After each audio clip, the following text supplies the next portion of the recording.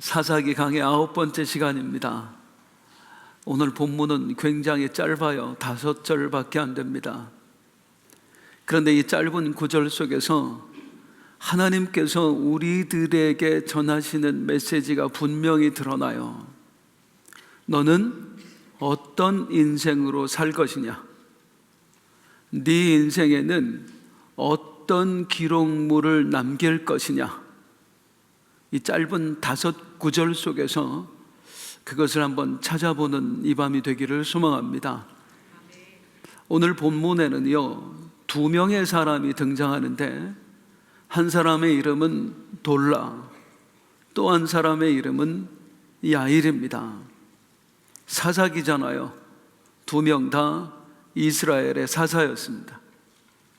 이 두 사람의 삶을 보면 한 사람은 2절, 한 사람은 3절로 기록되어 있는데 굉장히 비슷한 삶을 산 것 같아요. 그런데 자세히 들여다보면 또 전혀 상반된 삶을 살았어요.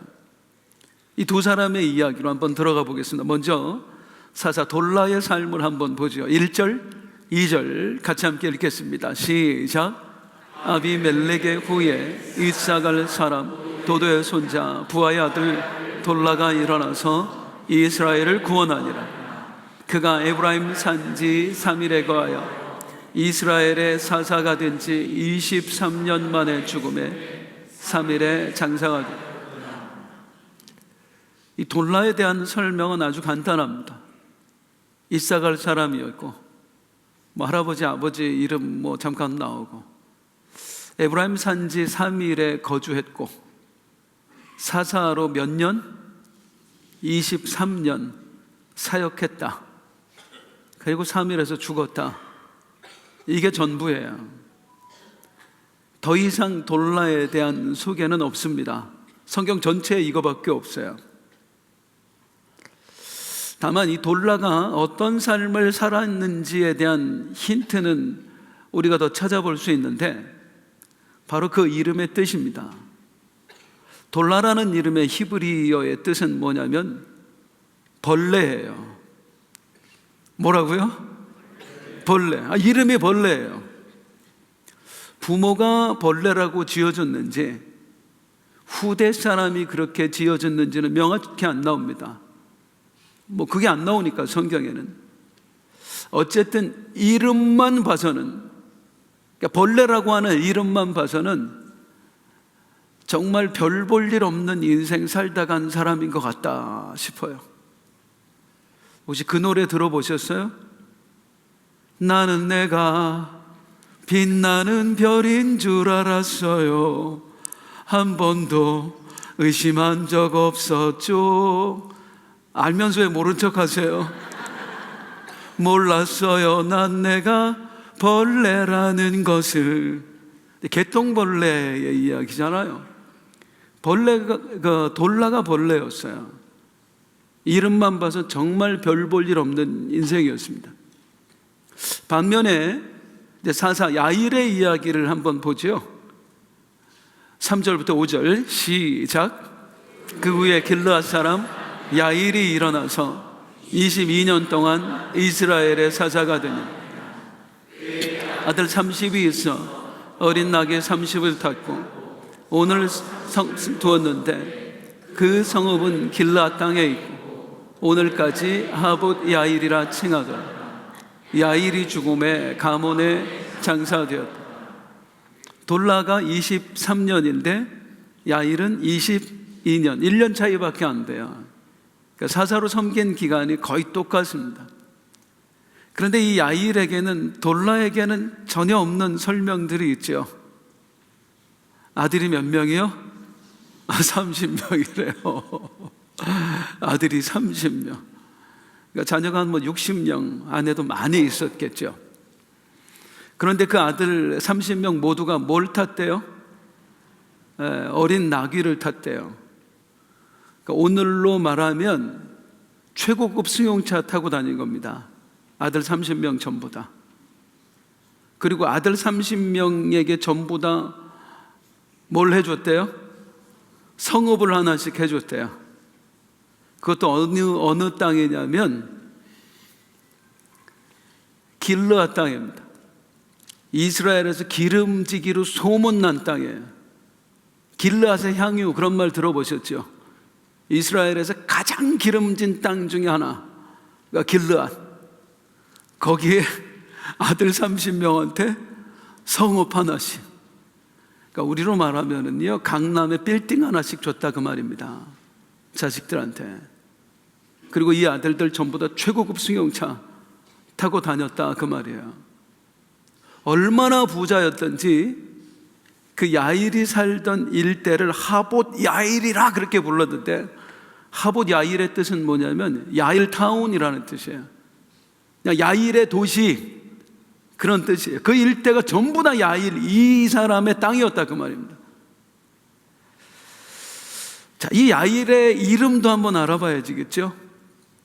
야일의 이름은 뜻이 뭐냐면 빛입니다. 빛나는 빛이요. 그야말로 이름대로 살았어요. 빛깔나는 인생 살았습니다. 자, 이제 성도님들께 묻겠습니다. 둘 다 믿음의 사람이었어요. 똑같이 사명자였어요. 사사. 그런데요, 한 사람은 벌레처럼 살았습니다. 정말 별 볼 일 없는 삶을 살았어요. 그런데 한 사람은 빛으로 살았습니다. 빛깔나는 인생, 화려한 인생 살았습니다. 만일 여러분께서 이 두 사람의 인생 중에 한 명의 인생을 살아야 한다면, 선택할 수 있다면 누굽니까? 야일이에요, 야일이에요. 저도 야일입니다. 야일처럼 살고 싶어요. 당연하죠. 그럼 이제 다음으로 묻겠습니다. 하나님은 어떠실까요? 하나님은 우리가 돌라처럼 살기를 원하실까요? 야일처럼 살기를 원하실까요? 모르겠죠. 예. 하나님에 대해서 이렇게 간혹 오해하시는 분들이 있어요. 하나님이 우리를 가난하게 살기를 원하신다, 뭐 그러는데 그렇지 않습니다. 하나님은 우리에게 복 주시기를 원하시는 하나님이세요. 우리가 구워줄지언정 꾸는 인생으로 살기를 원하지 않으세요. 가끔 하나님이 우리에게 가난과 고통을 허락하시는 이유는 하나님께 가까이 오라고는 그러는 거지, 가난한 게 더 좋기 때문은 아니에요. 자, 모르겠어요. 하나님은 우리가 돌라처럼 살기를 원하시는지 야일처럼 살기를 원하시는지 모르겠어요. 어쨌든 우리는 야일처럼 살고 싶어요. 벌레 인생보다는 빛의 인생으로 살고 싶습니다. 그런데 이제 언제나 인생에는 중요한 게 있어요. 따라하겠습니다. 눈에 보이는 게 다가 아니다. 눈에 보기에는 돌라는 벌레처럼 살았고요, 야일은 빛처럼 살았는데 눈에 보이는 게 다가 아닙니다. 한 시골의 노인이 아들과 함께 난생 처음으로 도시에 왔어요. 백화점이라는 데를 구경을 갔습니다. 눈이 휘둥그레질 정도예요. 그런데 저기 보니까 쭈글쭈글한 할머니 한 분이 휠체어를 타고 어느 철문 앞에 이렇게 서 있는 거예요. 철문 앞에 계신 거예요. 조금 있으니까 그 철문이 열리더니 이 할머니가 그 안으로 들어갔거든요. 저게 뭐야? 그래서 궁금해서 갔더니 이 숫자가 점점 높아져요. 그땐 좀 있다가 숫자가 낮아져요. 다시 문이 열리는데 이게 웬일입니까? 문이 열렸는데 거기서 엄청 젊고 예쁜 여자가 나오는 거예요. 들어갈 때 할머니였는데 이 할아버지가 깜짝 놀라가지고 아들한테 야, 빨리 가서 네 엄마 모시고 와라.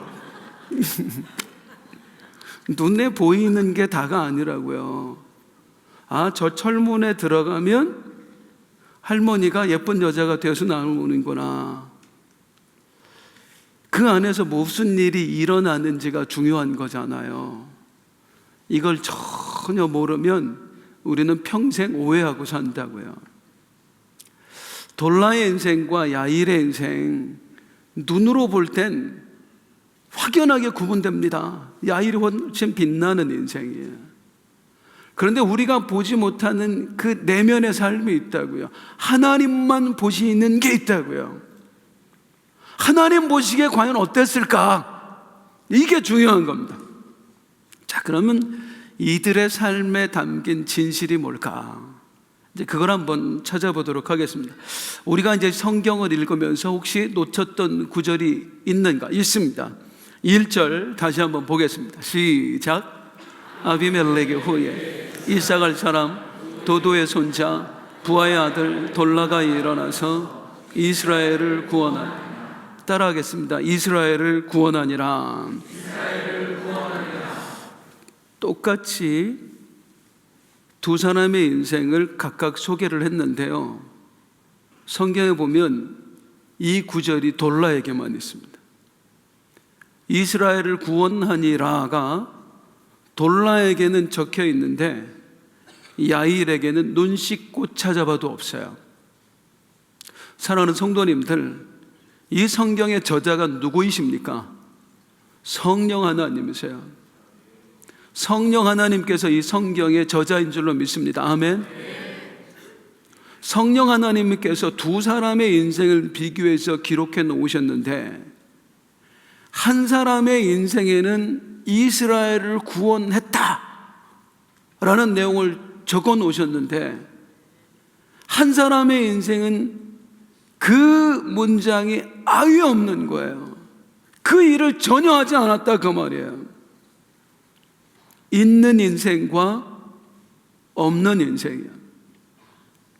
이런 말이 있습니다. being보다 doing이다. 무엇이 되었느냐가 중요한 게 아니라 무엇을 하고 있느냐가 더 중요한 거예요. 예를 들어서 요즘 자식들을 향한 부모님들의 꿈은 우리 자식 의사 만드는 거죠.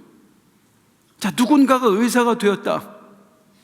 된 것만으로도 정말 대단합니다. 아, 쟤는 정말 성실한가 보다. 참 끈기가 있나 보다. 의사 된 것만 가지고도 그렇게 평가가 돼요. 그런데 의사의 본분이 뭐죠? 병 고치는 거예요. 환자를 치료하는 거예요. 공부 잘해서 의사는 됐어요. 의사는 됐는데 돈 버는 데만 혈안이 된 거예요. 수술 안 해도 되는 환자, 아니 수술하면 오히려 더 나빠지는 환자, 억지로 권유해갖고 돈 벌기 위해서 수술시킨다. 이게 무슨 의사냔 말이죠. 의사가 되었다 하는 게 중요한 게 아니고 의사로서 어떤 의사로 살아가고 있는가가 중요한 겁니다. being보다 doing이에요. 무엇이 되었느냐가 아니라 무엇을 하고 있느냐. 목사도 마찬가지고, 여기 선교사님들도 계십니다만 선교사님들도 마찬가지입니다. 그냥 목사가 되었다가 중요한 게 아니에요. 어떤 목사냐가 중요한 겁니다. 선교사가 되었다가 중요한 게 아니라 어떤 선교사냐는 겁니다. 하나님께서 나에게 맡기신 사명이 있는데 목사로서 선교사로서 그 사명을 충실히 감당하고 있느냐가 중요한 거죠. 목사냐 아니냐가 중요한 게 결코 아니라는 말이죠. 성도도 마찬가지입니다. 장로님들 계시지만 장로가 되었다가 중요한 게 아니에요. 어떤 장로냐가 중요한 거예요. 장로가 되어서 더 헌신하고 있느냐, 더 신실해졌느냐, 더 겸손해졌느냐. 그럴 줄 알고 장로를 세웠더니 오히려 권위적이고 오히려 더 예전보다 헌신을 더 안 하고, 이게 무슨 소용이 있느냔 말이죠.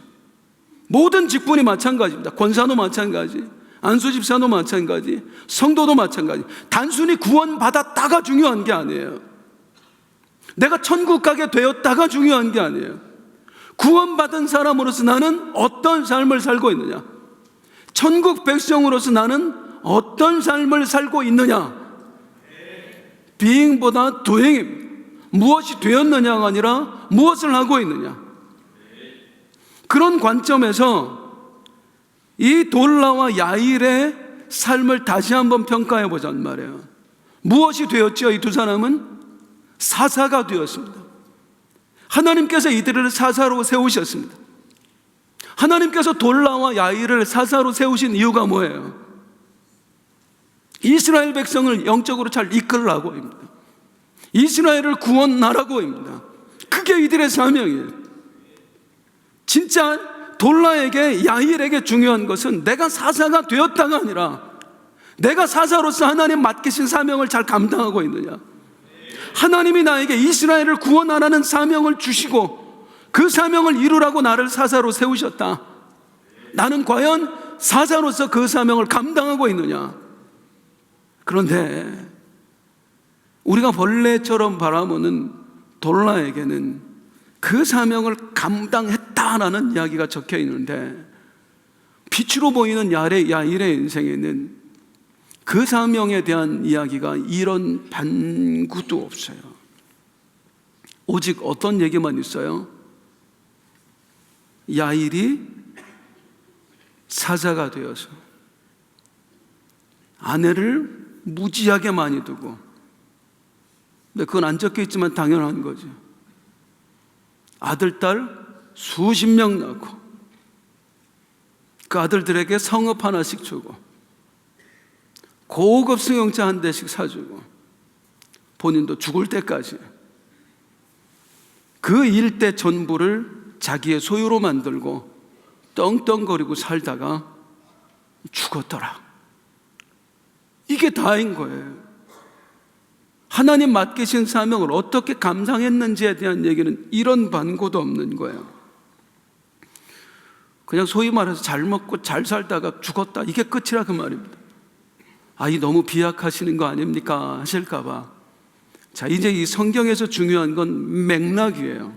흐름입니다. 사사기의 어떤 흐름 속에서 이 돌라와 야일의 이야기가 나오는지를 한번 볼게요. 자, 1절을 한번 보겠습니다. 시작.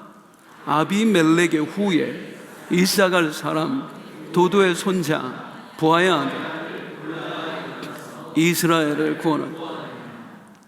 돌라와 야일에게 있어서 중요한 건 뭐냐면 이 사람들이 아비멜렉 직후의 사람들이라는 겁니다.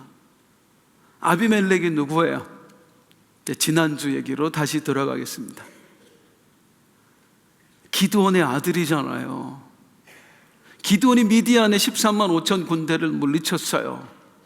온 이스라엘 백성들이 와서 우리의 왕이 되어주십시오, 우리의 왕이 되어주십시오. 그랬더니 기드온이 저는 왕이 아닙니다. 그럴 수 없습니다. 이 나라의 왕은 오직 하나님뿐입니다. 말은 멋지게 해놓고 삶은 전혀 그렇게 살지 않아요. 왕처럼 살아갑니다. 아들을 70명이나 두었대요. 그 70명의 아들 중에 하나가 아비멜렉이에요. 세겜에 있는 처백에서 낳은 아들. 아비멜렉 이름의 뜻이 뭐라고요? 내 아버지가 왕이다. 지 아들을 낳아놓고 지 아들 이름을 내 아버지가 왕이다. 누가 왕이라는 얘기예요? 네, 입술로는 나는 왕입니다. 아닙니다. 하나님만 왕이십니다. 모든 영광 하나님이 받으셔야죠. 그래놓고 실제 삶에 있어서는 모든 영광 자기가 독차지했던 사람, 왕처럼 살았던 사람, 그게 아비멜렉. 그냥 이렇게만 끝났어도 괜찮지요. 그런데 아비멜렉이 어떻게 했어요? 기드온이 죽고 나서 아버지가 남긴 권력과 재산 혼자 독차지하겠다고 자기 형제 70명 다 죽여버리잖아요. 그리고 나중엔 자기도 죽어요. 기드온의 아들 70명이 하루아침에 다 죽어요. 그리고 이스라엘 백성들은 누구 의지할 데가 없는 거예요. 그래서 온 이스라엘 백성을 다시 바알 신에게로 갑니다. 우상 숭배 천지가 돼요. 이때에, 바로 이런 때에 차례대로 사사가 되온 사람이 돌라와 야일. 어떤 흐름이에요? 지금까지 기드온이 아들 70명 놓고 왕처럼 호화스럽게 살다가 죽고 이스라엘 다 망가졌다, 그 얘기하고 나서 야일 이야기가 나오는 거예요.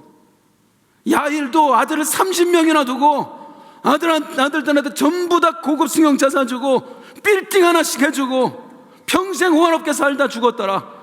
어떤 사명을 감당했다는 얘기는 이런 방구 없이 성령께서 이 기록을 남기실 때 어떤 마음으로 남기셨겠느냐, 어떤 목적으로 남기셨겠느냐고요. 기드온이 망가뜨린 나라, 야일이 더 망가뜨리더라. 하나님이 맡기신 사명이 있는데 거기에 관심도 안 두더라. 사사기에서 이제 기드온이 70명의 아들을 낳고 영적으로 완전히 이스라엘이 망가진 이후에 사사기의 흐름 속에서 아들이 몇십 명이었다, 뭐 성읍이 몇 개였다, 이건 결코 긍정적인 얘기가 아니에요.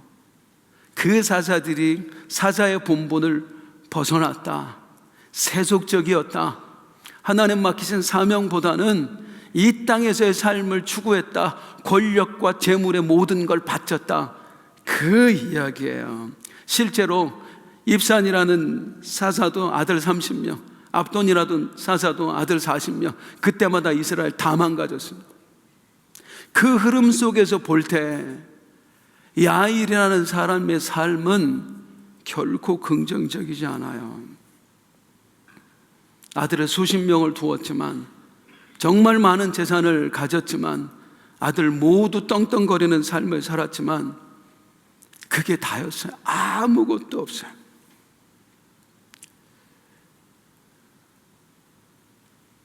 오해는 하지 않았으면 좋겠어요.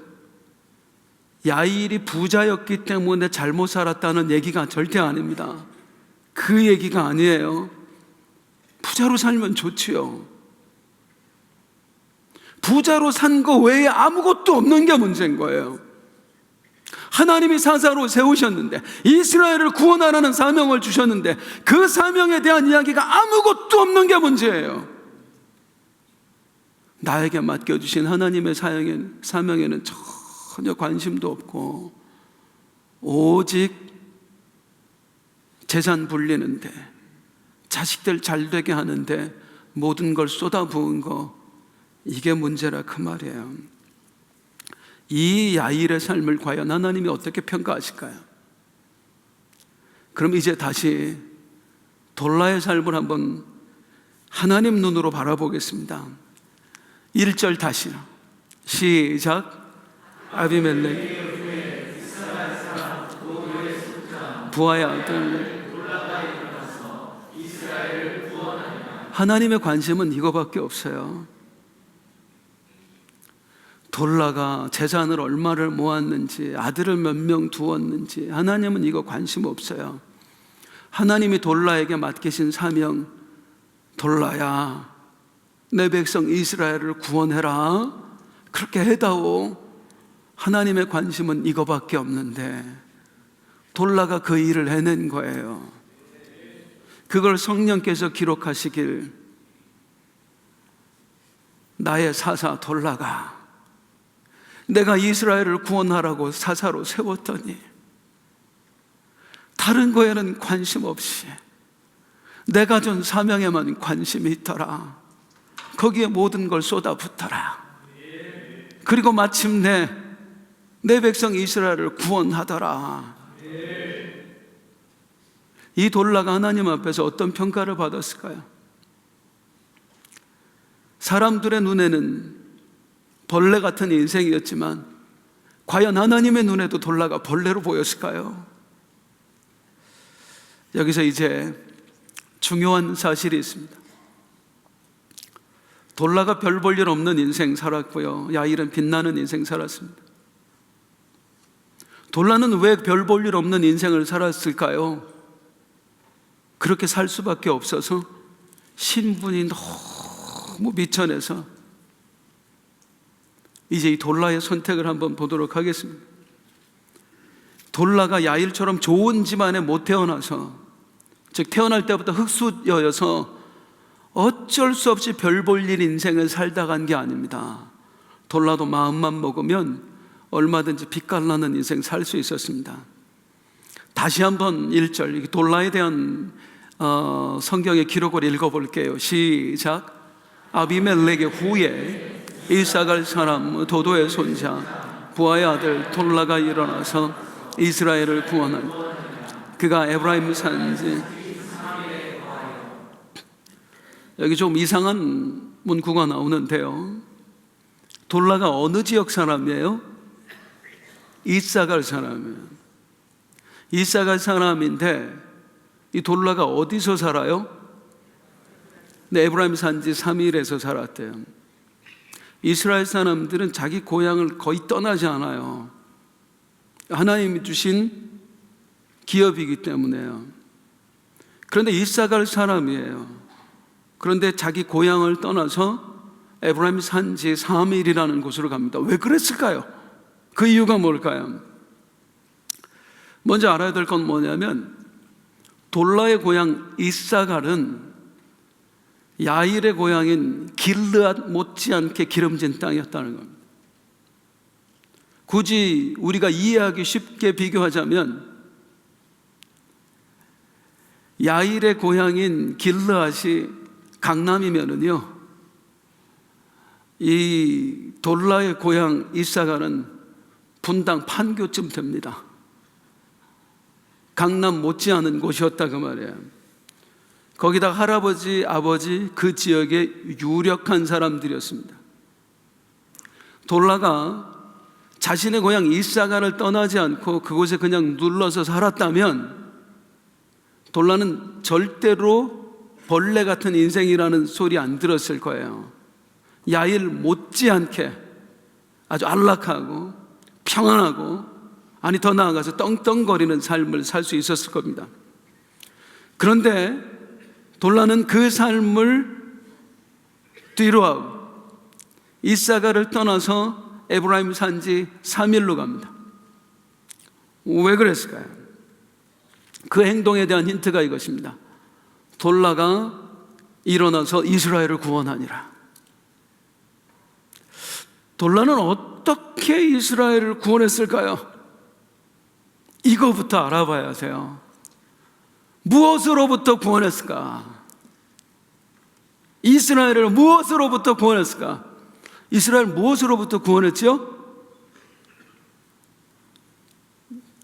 누가 쳐들어왔다는 얘기 없어요. 그 전에 딱 하나만, 아비멜렉의 후예. 아비멜렉 때 뭐 있었는데요? 영적으로 다 망가졌다고요. 이스라엘 사람들 하나님을 떠나서 우상 숭배자들이 되었다고요. 전부 다. 다시 말하면 돌라가 이스라엘을 구원했다는 얘기는 외세의 침략으로부터 구원했다는 얘기가 아니고 어디로부터 구원했다? 우상 숭배의 죄로부터 구원했다는 얘기입니다. 이스라엘 백성들 완전히 영적으로 다 망가졌는데, 망가진 자들 우상 숭배의 죄로부터 돌라가 구원했다. 그게 돌라가 이스라엘을 구원하니라에 담긴 말이에요. 영적으로 구원한 거예요. 우상 숭배의 죄에서 구원해서 하나님께로 인도한 거예요. 어떻게? 그게 연관이 되는 게 돌라가 자기 고향을 떠나서 에브라임 산지 3일로 간 것과 밀접한 연관이 있습니다. 자, 사사의 본래 가장 첫 번째 직임이 뭐냐면, 사사는 원래 뭐 하는 사람이에요? 재판하는 사람이에요. 그러니까 이스라엘 백성들, 왕들도 그거 했어요. 왕의 첫 번째 임무가 재판이었어요. 업무가. 그러니까 이스라엘 백성들 뭐 어떤 일 생기면 다 재판하러 사사한테 찾아가는 거예요. 그런데 사람들이 나에게 재판하러 찾아올 때 이 돌라가 안 되겠다, 여기서 떠나야 되겠다라는 생각을 합니다. 돌라가 살고 있던 그 지역은요, 기드온이 황금 에봇 걸어놓은 동네 있지요, 거기랑 바로 붙어 있어요. 그러니까 돌라한테 와서 사람이 재판받고는 전부 다 어디 가서, 그 오브라 황금 에봇 같아 가서 비나이다 비나이다 하고, 그 다음에는 그 바알 신상 앞에서 비나이다 비나이다. 이거 안 되겠다. 돌라가 내가 여기서 있다는 안 되겠다 해서 어디로 가냐? 에브라임 산지 3일로 이사를 합니다. 에브라임 산지 3일은 어디냐면, 원래 이스라엘 백성들 하나님 섬길 때 어디로 갔어요? 성막으로 갔어요? 성막으로 갔어요? 성막 갔어요. 성막 하나님의 집에서 예배하던 사람들이 기드온 때문에 오브라에 가서 비나하다 영적으로 다 망가진 거거든요. 이 사람들을 영적으로 구원하는 길은 다시 따는 것밖에 없어요. 하나님 앞에 나아가게 하는 것밖에 없어요.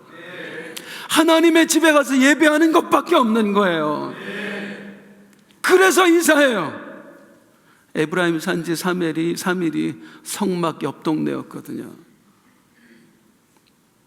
성막이 있던 실로 바로 옆 동네가 에브라임 산지 3일이었습니다. 그쪽으로 이사해요.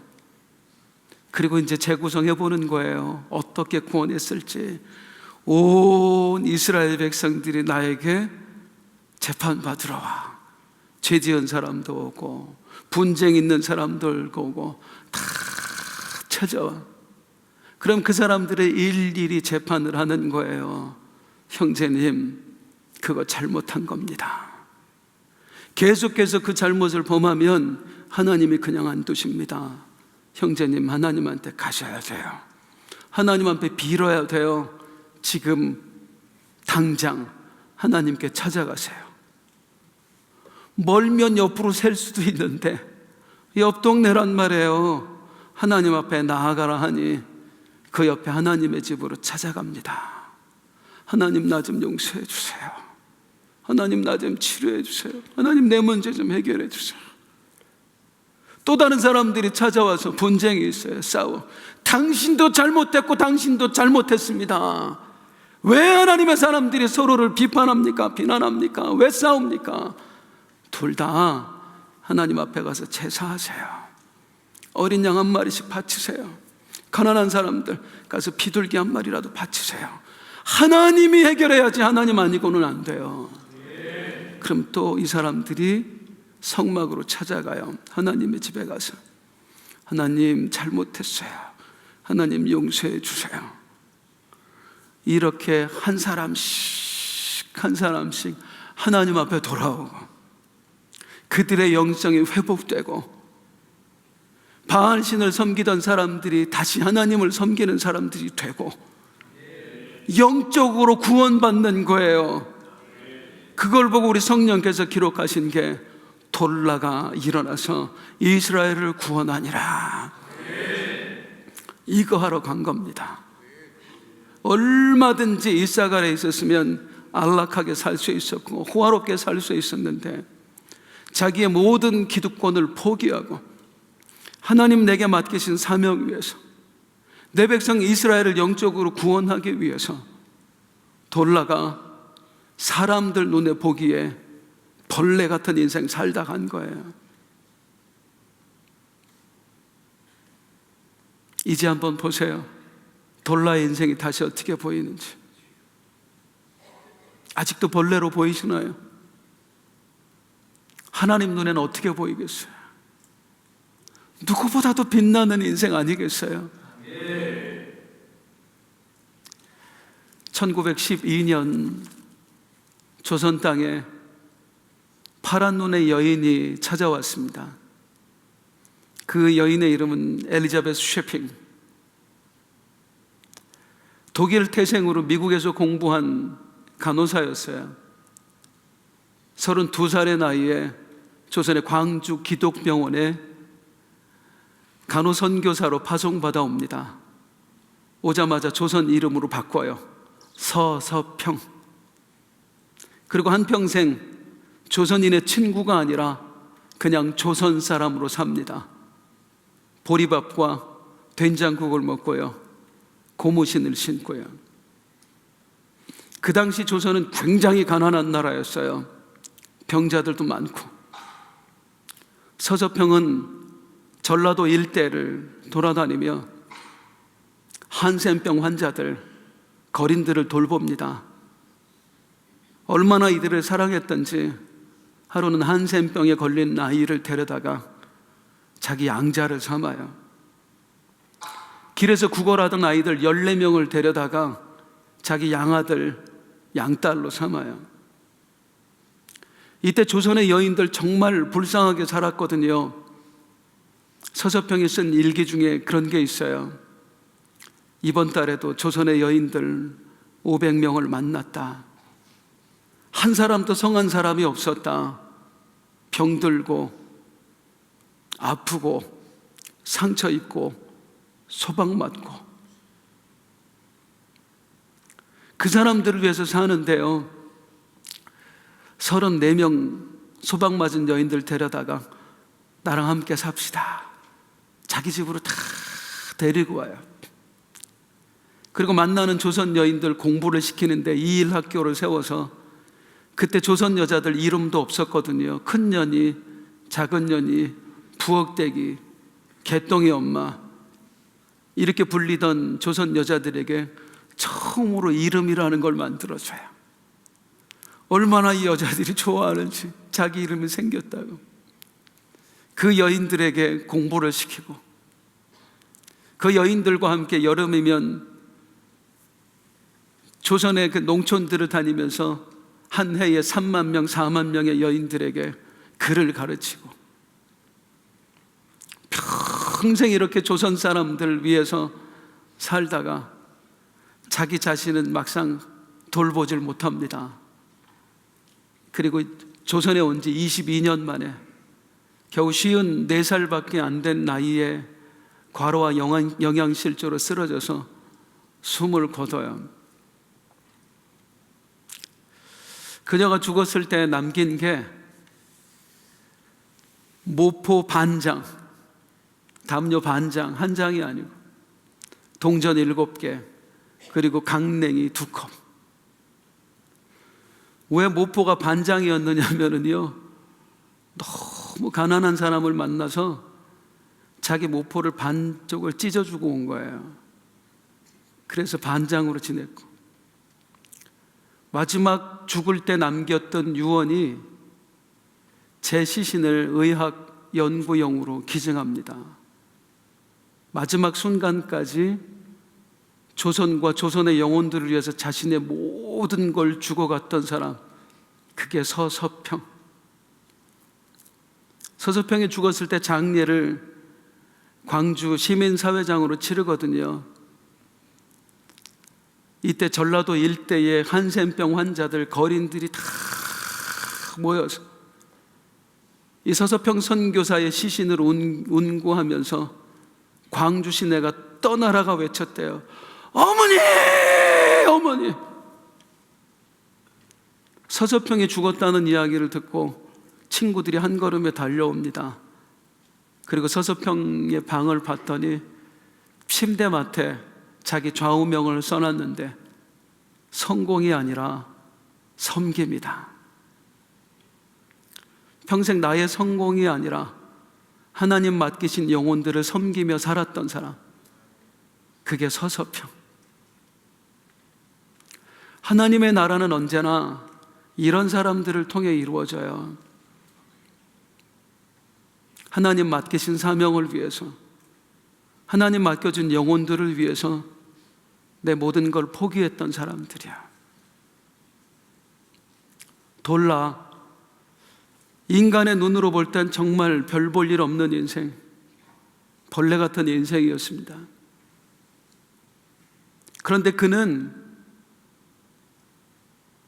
어쩔 수 없어 그렇게 산 게 아니에요. 하나님 때문에 그렇게 산 거예요. 하나님이 나에게 맡기신 사명, 돌라야, 내 백성 좀 구원해 다오.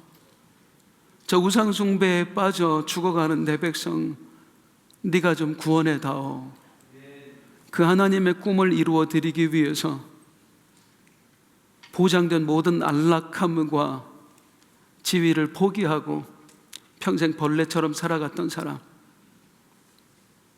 그의 이름은 분명히 하나님 나라 생명책, 아니 우리 예수 그리스도의 심장에 새겨져 있을 것입니다.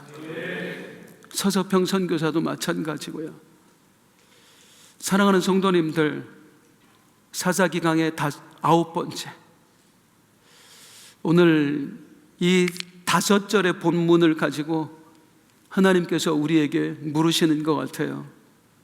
내 아들, 내 딸아, 넌 어떤 인생을 살래?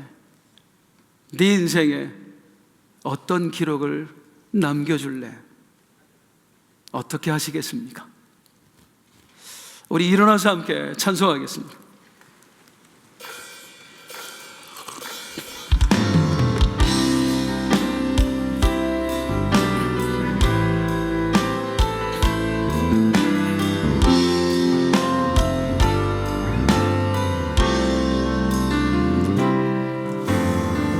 주님 다시 오실 때까지 나는 이 길을 가리라.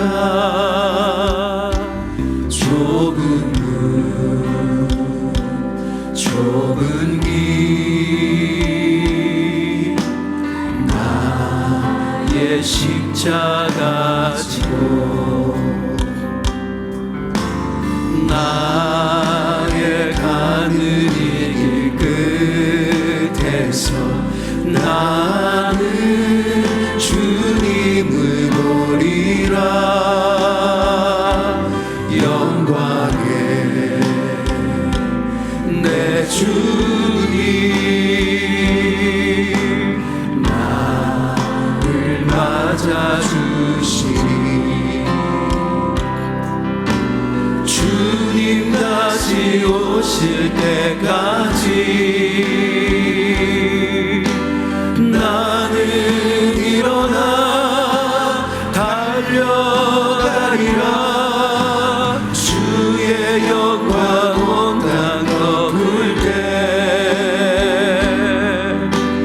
나는 일어나 노래하리. 내 사모하는 주님 온 세상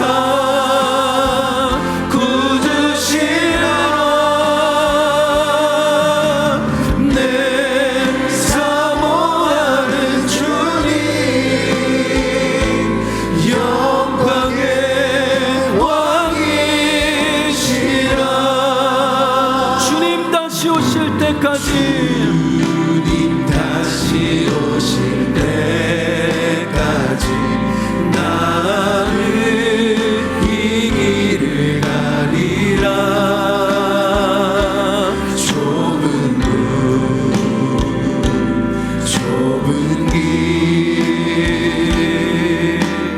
나의 십자가 지고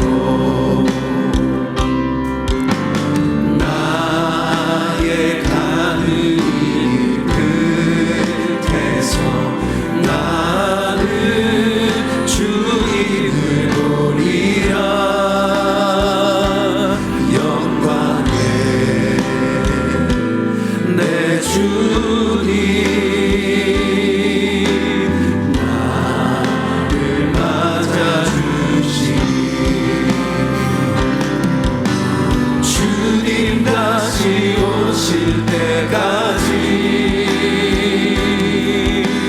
나는 일어나 달려가리라. 주의 영광 온 땅 덮을 때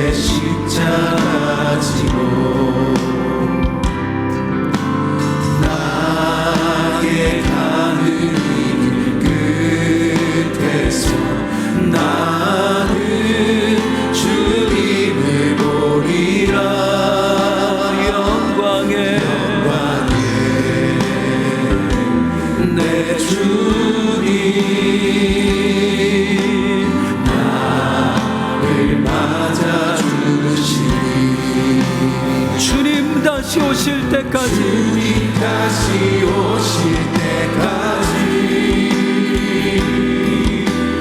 나는 일어나 달려가리라. 주의 영광 온 땅 덮을 때 나는 일어나 노래하리. 내 사모하는 주님 온 세상 굳으시라. 내 사모하는 주님 영광의 왕이시라. 주님 다시 오실 때까지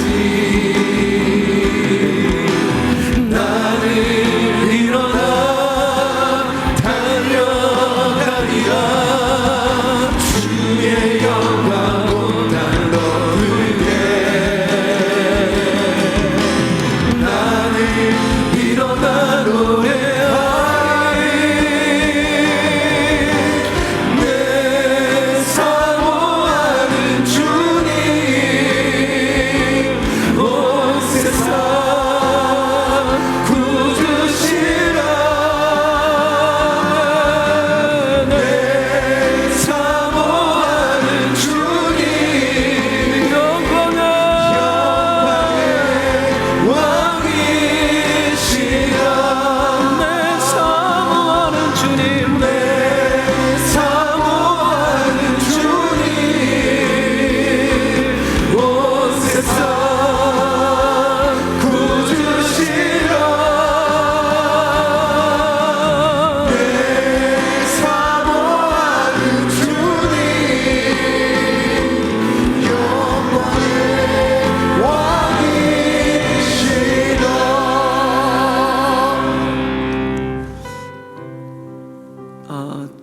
한 곡 더 부르고 싶은 찬송이 있는데 미안해요, 미리 말을 못해서.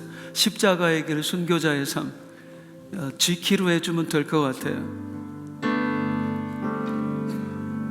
우리 이 찬양하면서 다시 한번 하나님 앞에서 내 비전을 확고히 세웠으면 좋겠어요.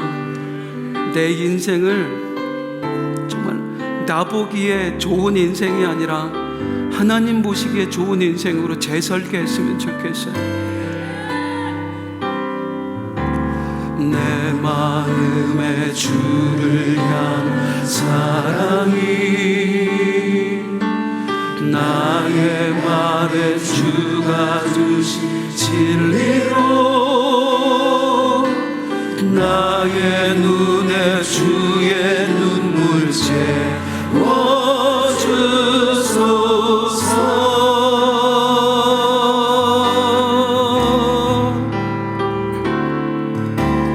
내 입술에 찬양의 향기가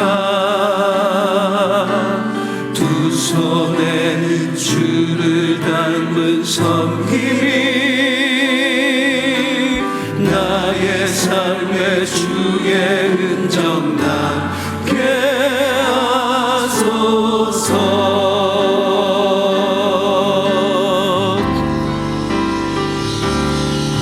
하나님의 사랑이 영원히 함께하리.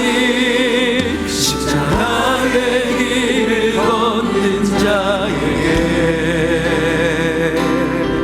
순교자의 삶을 사는 이에게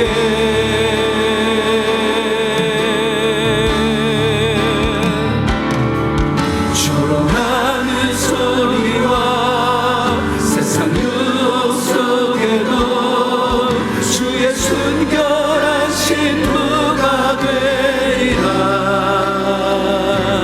내 생명 주님께 드리니. 키 높여세요. 하나님의 사랑이, 하나님의 사랑이 영원히 함께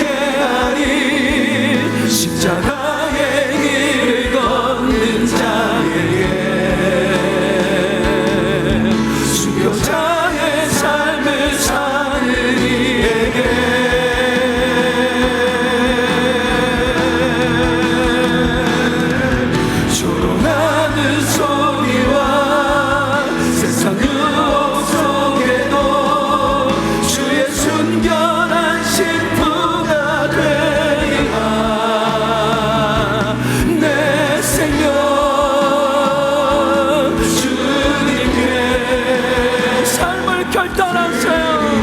아멘. 하나님의 사랑이, 하나님의 사랑이 영원히 함께하리. 십자가의 길 걷는 자에게, 순교자의 삶을 사는 이에게,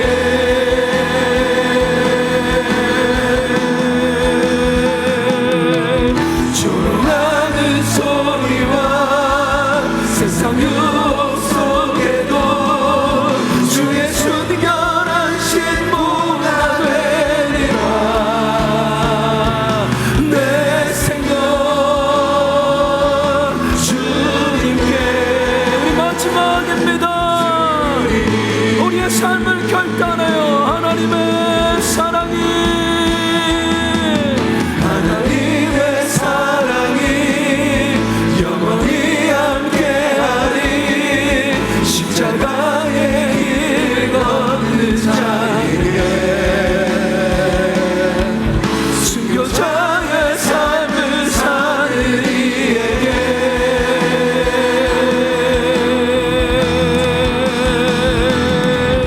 조롱하는 소리와 세상 유혹 속에도 주의 순결한 신부가 되리라. 내 생명, 내 생명, 내 생명, 내 생명, 내 생명, 내 생명, 내 생명. 내 생명, 우리 마지막 내 생명 주님께 드리니. 그대로 손 높이 들고